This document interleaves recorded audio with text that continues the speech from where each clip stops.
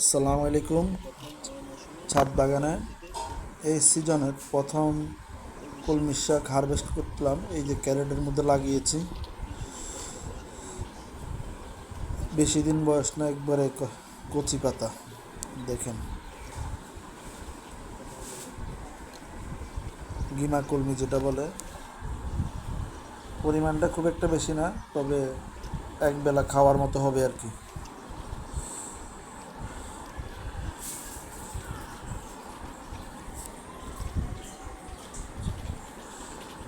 ছাদে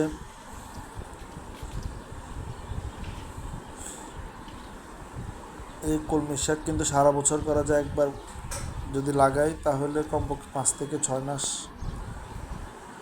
হারভেস্ট করা যায়।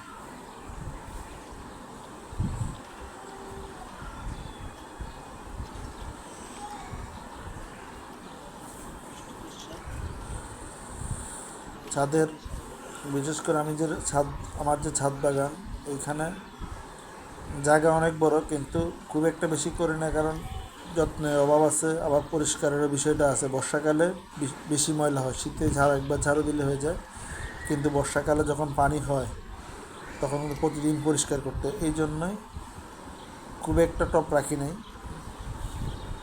অল্প পরিমাণে করি, নিজের ঘরের পুষ্টির চাহিদা এবং শাকের চাহিদা মেটানোর জন্য।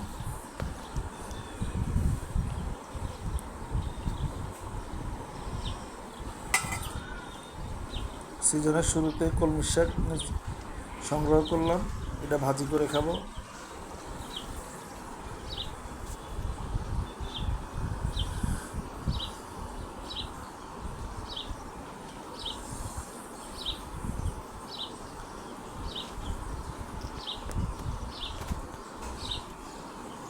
আপনাদের কার কার ছাদ বাগানে কলমি শাক চাষ করে থাকেন আমাকে কমেন্টস করে জানাবেন।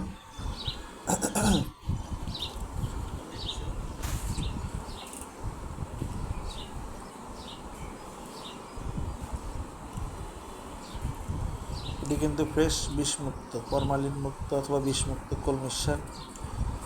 এটি স্বাদও অন্যরকম, বাজারের শাকের চাইতে এর স্বাদটা একটু ভিন্ন।